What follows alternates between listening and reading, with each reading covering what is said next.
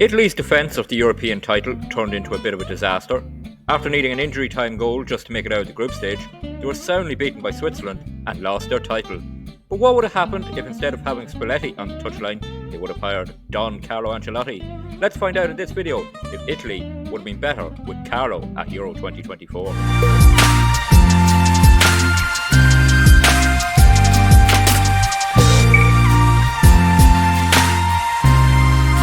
Hello everyone and welcome to the channel. I'm G&G and here we are with Italy ahead of Euro 2024 in this alternative universe where Carlo Ancelotti is the Italian manager. We are one day ahead of the tournament starting. He has taken charge of two games so far, two warm-up friendlies, the first of which was a 3-0 win over Denmark. He does have a very different squad than the one that we've seen failing at the Euros in real life. So Moise Kean scored, Skamaka and Raspadori scoring the goals against Denmark. And can we take a look at the formation he played? Down here, sorry, on the left hand side we see it. So it was a 4-3-3, not very wide, narrow, playing probably two wing backs pushing forward there. But yeah, that was a 3-0 win over Denmark in his first game in charge. But then a defeat to Portugal at home a few days later, 2-1 defeat. Goals for Ferdinand and Ramos, with Chiesa scoring for Italy. And again, he went with that formation. So that must be the formation he's going to go with into this tournament. As I said, a bit of a different squad than real life, of course, with FM picking a different squad than we would normally see. There's my profile if you're interested. But yeah, let's just have a quick look at the squad to see players who stand out for being maybe a bit different in the squad. So as I said, Moise Kean is in there.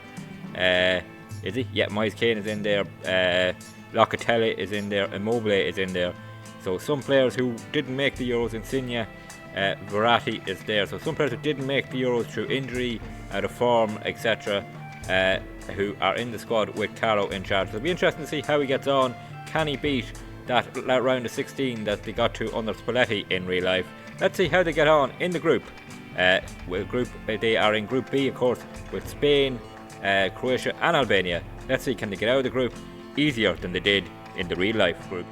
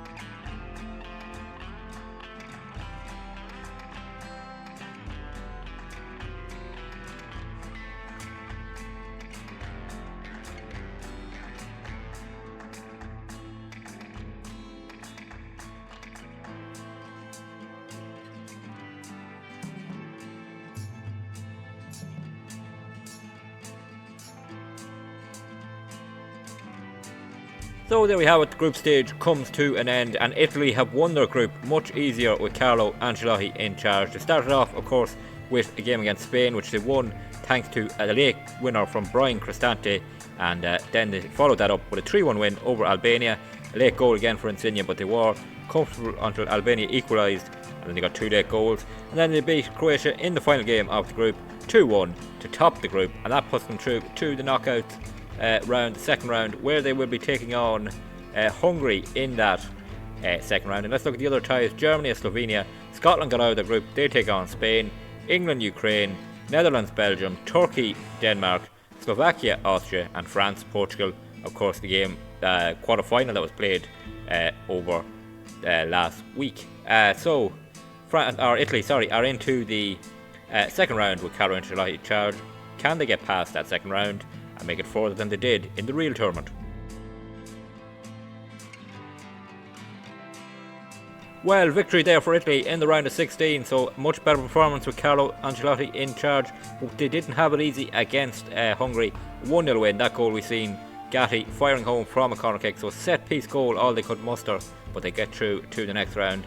And we look at some of the stats from this game, you see they had 59% of possession, they had 7 shots on target, nearly a 2 XG, and 3 clear-cut chances compared to Hungary's 1, so they were on top in this game.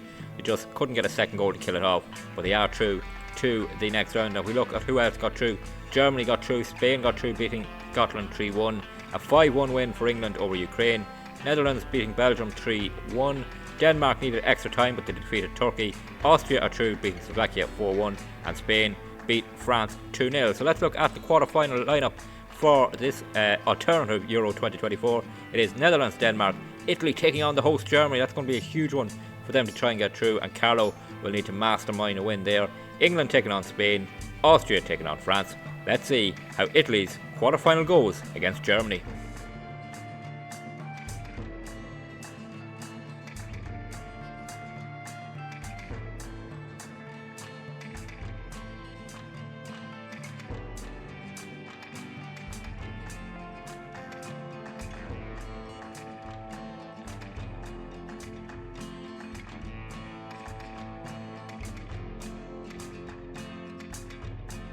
Well, disappointment there for Italy. They are knocked out at the quarter-final stage by Germany. 2 early goals for Leroy Sané, the second coming from a huge defensive mistake. They got a penalty in injury time which Verratti converted, but they couldn't get an equaliser. Italy only make it as far as the quarter-finals under Ancelotti. A slight improvement. They got 1 round further. Probably a better defence though of their title. They were the holders going into this tournament. Much better, won their group, got through against Hungary, beaten by the host. Probably a little more respectable in that regard with Carlo Ancelotti in charge. Let's have a look at the Euro and see how the rest of the quarterfinal or semi-final lineup is looking. And we'll go back to the quarterfinals. First of all, Netherlands beat Denmark 3-1. As we've seen, Germany beat Italy 2-1. 3-0 win for England over Spain. Definitely England playing much better in this universe. And Austria beating France, also playing much better. And we look at the semi-final lineup. It is England, France, Netherlands, Germany. Let's see who ends up winning this Euros. Well, those semi-finals didn't exactly go as planned maybe. The Netherlands beating the host Germany in the first semi-final 3-2, and then France hammering England in the other semi-final 3-0, which set up a Netherlands-France final, and that final was won by France. Let's see how the final actually played out. So a 2-0 win, goals for Antoine Griezmann in first half injury time, you can see there, and a Frankie de Jong, who of course missed this tournament in real life through injury. He didn't have a great final here. An own goal with 8 minutes to go, sealing it for France. So France winning the Euros in this universe. England only make the semi-finals, and Italy in our experiment, managed by Carlo Ancelotti, only got to the quarter-finals, and it wasn't enough for the Italian FA because Carlo has been sacked. They are looking for a new manager, so Carlo Ancelotti got Italy in our experiment to the quarterfinals, where they were beaten by Germany, the hosts, and then he was sacked as Italy manager. So what does that say about Italian football? Probably that there is just a lack of talent at the moment in Italy in real life, and it's not going to be a case of bringing in a real superstar manager like Carlo Ancelotti. So Spalletti will probably stay on in real life and try and build a new youthful Italian lineup. But their defence of the Euros in real life was a bit of a disaster. It wasn't much better here with Carlo Ancelotti in charge. If you did enjoy this little video trying out Carlo as Italian manager, please drop a like on it. Leave any feedback you have in the comments. If there's anyone else you'd like to see managing a country at the Euros, I'll try and do it before the tournament ends. And don't forget to hit that subscribe button. Really helps the channel to grow and helps you catch every video posted on this channel. And until the next one, please take it easy.